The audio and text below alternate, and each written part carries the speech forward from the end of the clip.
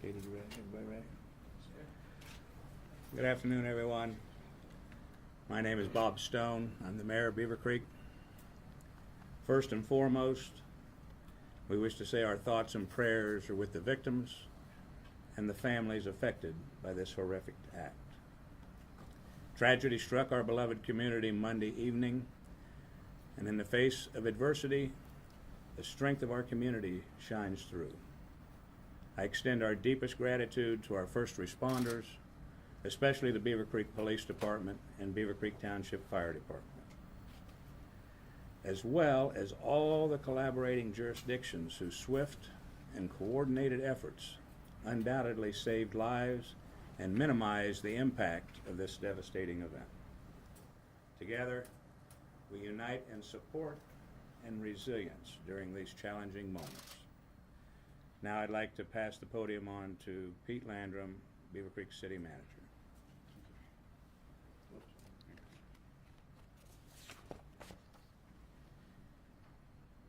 Pete Landrum, City Manager of Beavercreek. I join Mayor Stone in expressing our collective thoughts and prayers for the victims and their families affected by the tragic event that has unfolded. Chief Fiorita, unfortunately, is out of state and unable to be here with us today. However, I want to assure you that both I and the entire command staff have been in constant communication with him. We have complete confidence in Acting Police Chief Captain Chad Lindsay and the department's entire command staff to navigate this challenging situation. In the wake of this incident, our focus extends beyond the immediate response. The well-being of our police officers and first responders is paramount. Our police wellness programs and established protocols are actively engaged to support them as they deal with the emotional impact of this event. It's crucial to note that this is an ongoing investigation and information is still in the process of being gathered. The situation is fluid and the details are evolving as the teams work diligently to gather the necessary facts. At this point, I'd like to introduce Acting Police Chief Captain Chad Lindsay, who will provide additional updates and insights to the ongoing efforts to manage and respond to this tragic event.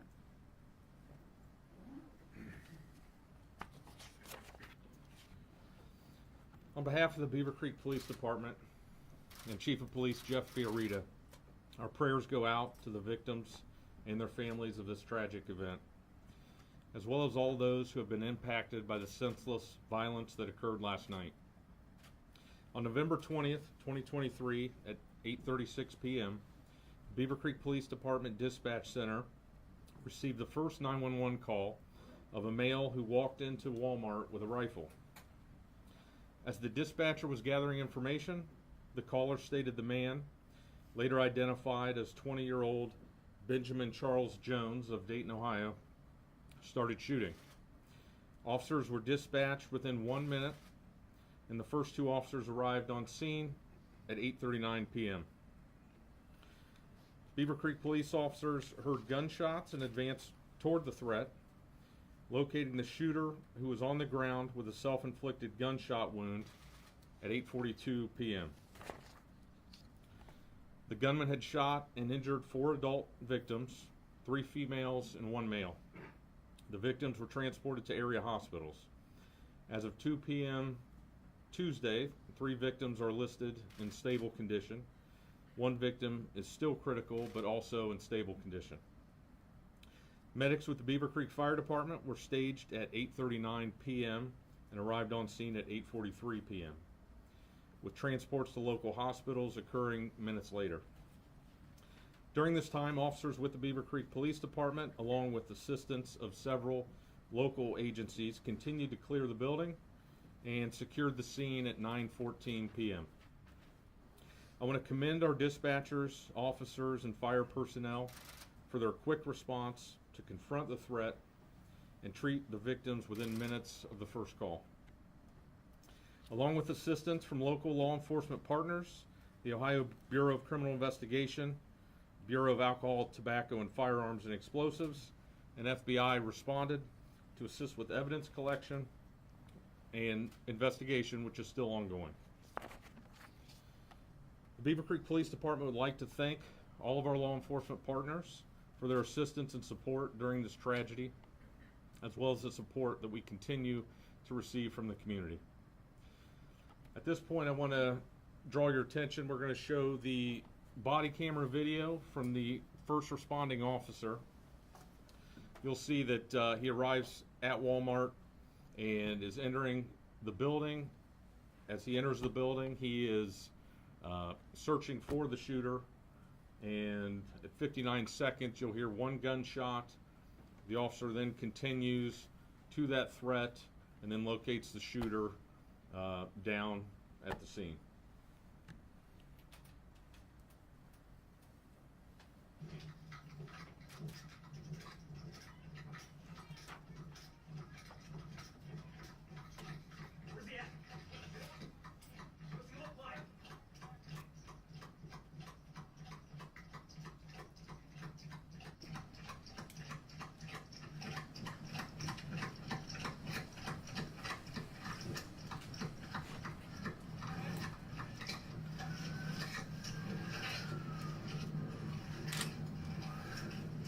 Where's he at?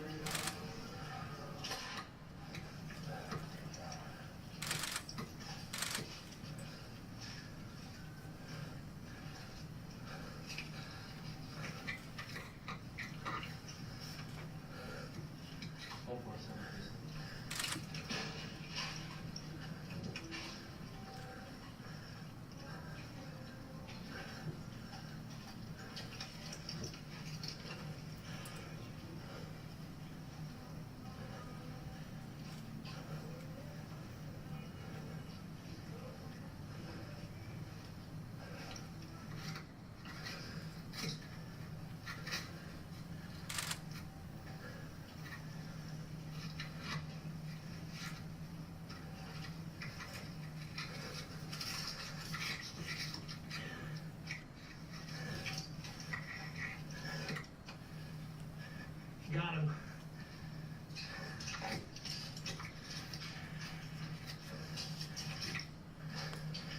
138 shooters out.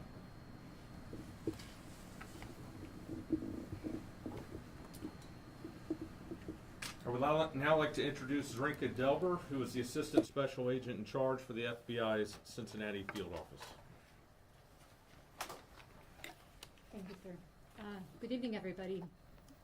First of all, I would like to start with making sure that the families and victims know that they are in our prayers, and we have sympathy for them, and we support them in their recovery.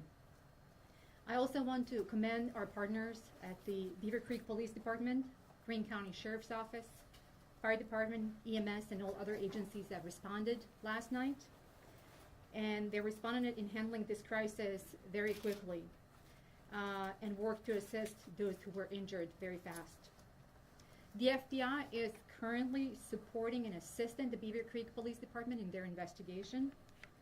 And as they continue to look at the crime scene, the FBI is currently looking at the shooter, his background, his motivation, and possible connections. We are very early in this process of looking at the motivation and this process of investigating. So I just want to mention that we're early. The FBI will continue to thoroughly investigate this matter while we're supporting our partners. With that, I would like to ask the public if they can assist the FBI in this investigation and our partners at Beavercreek by calling the FBI and providing any tips, by calling 1-800-CALL-FBI, or by going online and going to our tip line, tips.gov.fbi. At this time, that's all I have. Like I said, we are at very early stages of this investigation. And again, I want to thank our partners for amazing work last night and for their support. Thank you. We'll now open up to questions. Any idea what kind of rifle was used by the shooter? Yeah, it was a high point 45 caliber carbine long gun. And did he get did the shooter, have you been able to look in the background and see if they obtained it legally, that kind of thing? That's part of what we're investigating now. We're still in the process of that. Was there a relationship between the shooter and the 4 individuals who were injured? Also under investigation. Still Can trying you to. tell us anything about the motive? The FBI is working on that as part of their investigation, so yeah, I don't have any information on that at this point. How many shots were fired total in there, do you think? That is also still under investigation, trying to confirm exactly. More than 10, more than a dozen? I don't have that exact. I can't give you that estimate at this point. And you're Was talking that shooter all? You know the shooter all? Have you had any contact with him before in the past? That's still part of what we're looking into. It's part of his background and possible motivations. And for the FBI, what information are you looking for? What do you want people to tell you what they call in? If they know anything about the shooter, we understand that shooter was resident of Dayton, had moved to Dayton probably a year ago. So not recent, not fully resident here for years. So if they have any information about the shooter, his associates, potential motives, anything like that. Was he 20 from year- here, and did he have a record, do you know? He was from here and then not recently, moved and came back here. You know where he lived, where he was before he came back here? He was a resident of Dayton. That's all we know. Do you know, 20 years old, was he a student anywhere? Was he attending school? We don't have that information. Do you have any Captain, information? what can you tell us about any search warrants you may have served overnight and what led you to those locations? Yeah, part of the investigation we did with the FBI's assistance, conduct a search warrant at his residence. And so, you know, we're in the process of gathering that. His vehicle was also in the parking lot, so that's part of the search warrant process also, and investigation. Was that the vehicle you towed this morning, the pickup truck? I don't know exactly when that was towed. It would have been probably early morning hours at some point. Do we know if he had a record, any history? That's part of the investigation, to find out exactly what all, you know, if there's any history with him in terms of criminal history. Did he have any family in this area? Since he was from Dayton? He did. Family? And you've been in contact with them? Yep, that's all part of it. Family, talking to any witnesses that we can, you know, that we have, all of that. Speaking of the pickup truck that was in the lot, do you have any information about how long he may have been there? There's been reports that maybe he was sitting there for a couple hours before he went I inside. don't have that right now. Based on what you know about the victims, would you say that this could have been a targeted attack? I don't have any information about that. Obviously, that's gonna be part of the investigation, but I can't comment on it, you know. Were the victims targeted. shoppers, or were they employees, or a mix? Do you wanna comment on that? Sure. I'm Captain Scott Molnar. I'm the commander of the Investigations Division at the Beavercreek Police Department. At this point in time, all 4 victims have been identified as shoppers. No employees, from what we know so far, were injured during the incident. And up to this morning, you had 3 in critical, now just 1 in critical, so they are improving. So their injuries are not as life-threatening. Is that what you're saying? Their condition is improving from where it was earlier. The indications that we had yesterday evening, there was definitely some concern, but they were all transported quickly by the Beavercreek Fire Department. Therefore, their medical condition is improving steadily. I know you said 3 females, 1 male. Do you know the gender of the person who remains in critical condition at this hour? I believe that is the female. Was she shot in the head? No. Can you talk a little bit about where those shots may have been? You know, were they body cavities, extremities? I can say that the shots were largely random, so they ranged throughout all different parts of the body, and that is, again, a sensitive part of the investigation that we're not going to release right How now. about approximate ages? That I don't have at this point in time. Adults. Yeah, all adults. Where was Mr. Jones's body found? His body was found just behind the Vision Center in Walmart. Did he The have victims, other where weapons in with him? Where in the store were the victims?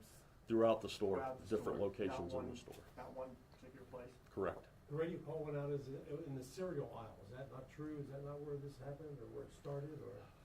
I have to look at the report in more detail. There's so much going on last night, I can't remember I know- exactly where it was. You're still looking for a motive, obviously, and you're still gathering those materials, but, did the shooter post anything online, anything on social media? Were there any warning signs that were out there, a manifesto, anything he might have written? At this point, it's really too early for us to comment on that. I don't want to be guessing here. This just happened less than 24 hours ago. We're still collecting all the evidence, so I can't really fully answer that question. Oh, Do you believe this what do could we be a know about the racially weapons motivated or the attack? ammo he might have had? How many guns? Did he have just the one? Did he have more ammo? Some of these guys come in geared up. What was this guy's situation? Yeah, he just had the one gun, and we're working on determining, amount of ammo and what else he may have had. Do you believe that this could have been a racially motivated attack? We're looking for the motivation. That's why we're working on this investigation with Beavercreek, but we don't know if it was racially motivated or not this time. He's a white male? He is a white male. Question for Mayor Stone. Obviously, this is the same store where John Crawford III was shot in 2014. Does this bring back a lot of memories, touch a nerve for this community? Well, they can't help but bring back memories. It's, it's a tragedy all in itself, though. This is the tragedy we are grieving for, and it's a shame in a way that it has to be compared to the previous shooting. But no, we are grieving and investigating this particular shooting. Thank you. And then what can you say, to people who are getting to the point where they're afraid to go out in public because of these kind of things happening? Are there any comments about that?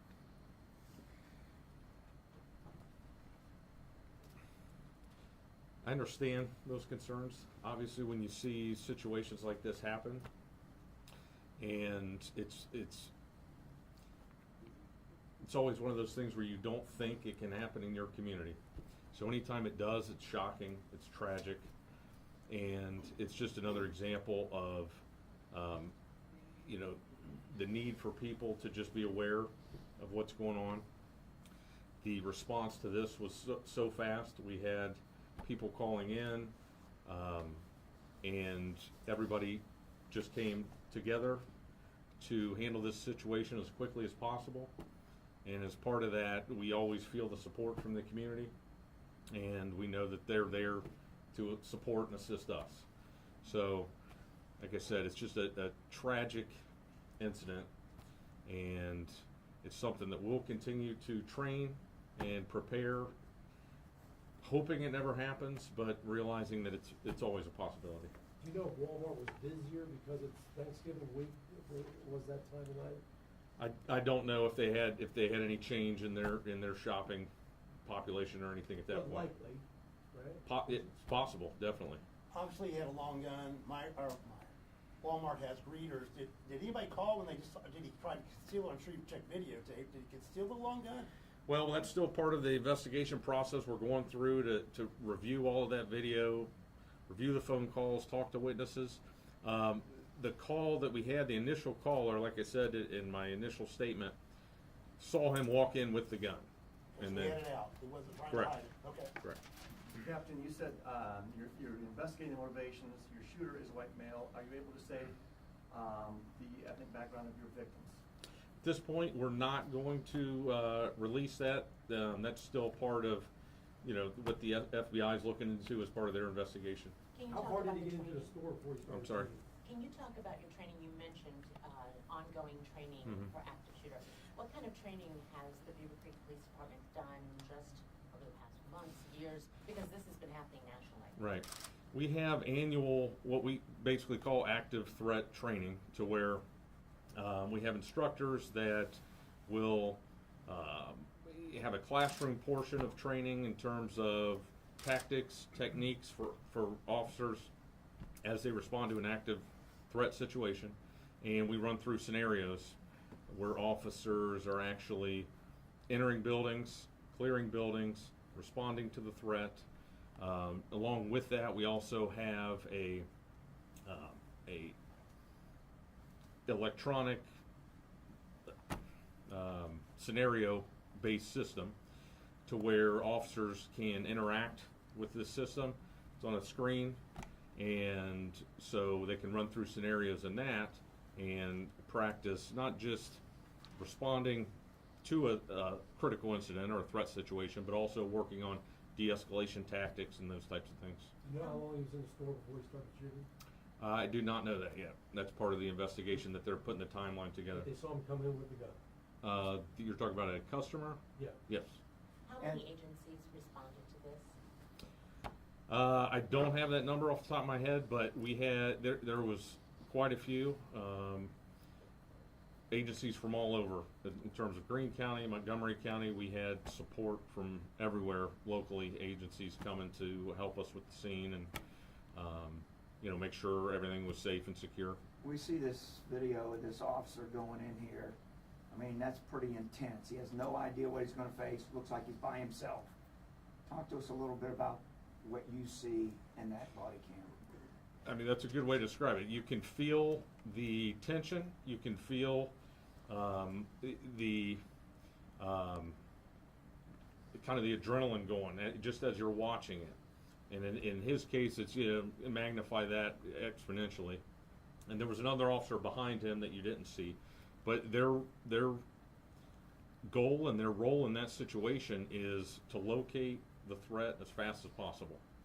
So at that point, and you know, that goes back to our training and preparing them for that situation, is as they go in there, it's a one-track mind to get to that threat. And then at that point, when they see him, you know, he had already committed self-inflicted wound and he was deceased. Then it immediately goes into, you know, the fire department's assistance and clearing the scene and you know, the evidence collection part of all of that investigation. How long was he in the store shooting, presumably before police arrived? I don't have that number at this point, that exact time frame. We're still looking into that to piece that all together. Do you have witness statements indicating he said anything as he was in the store or walking into the store?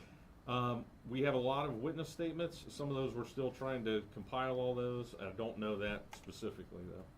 Has Walmart told you when they will reopen their store and when will their employees be allowed to return? I don't have that information.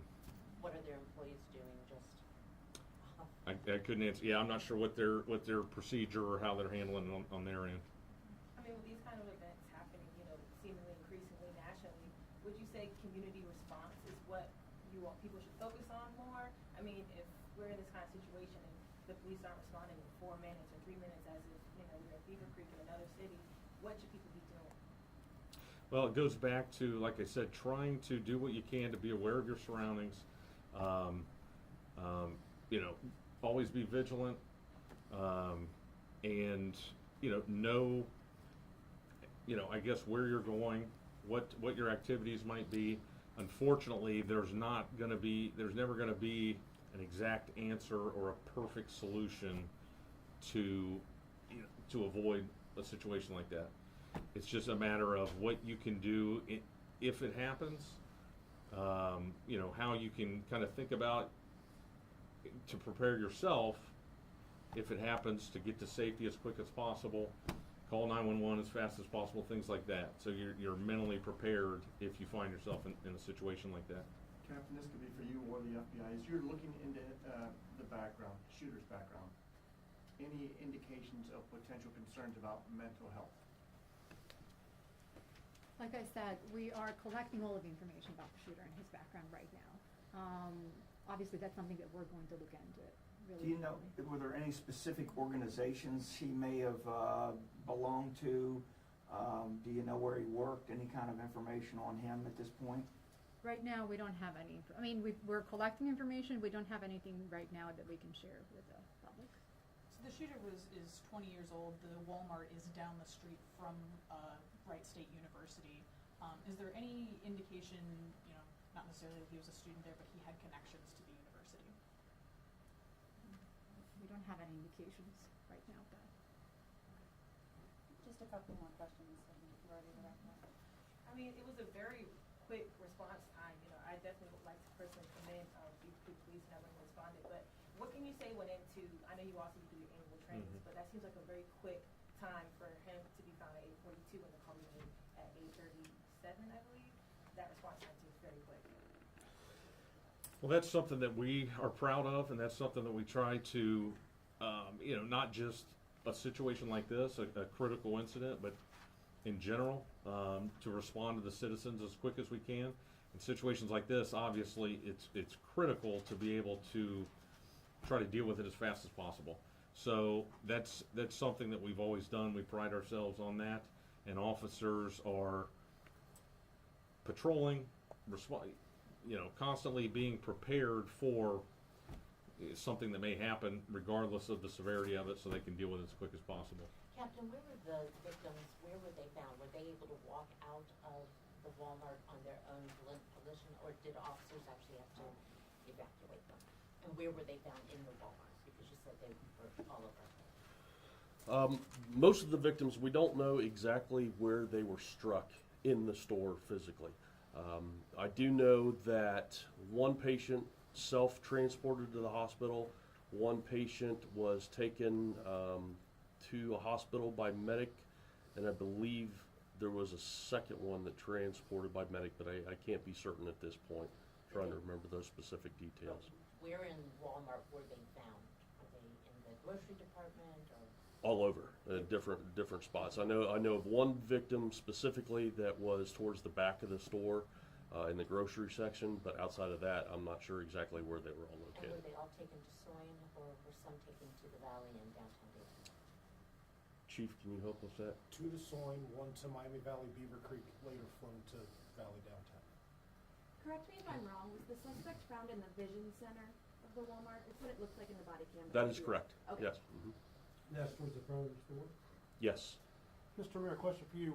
What should be done about the Walmart? It seems to be a troubled spot. I mean, I know it's not its fault, but it seems to be a spot where things seem to happen quite a bit.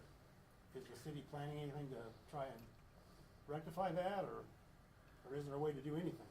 Well, all I'll state today is that I'm sure the city will be talking with Walmart and seeing what can be improved, if anything. But I do want to go on and say that for today, we'd like to close the session, and all subsequent information will get out just as soon as it's available, and there'll be future press releases. So thank you very much for joining us. Thank you, sir.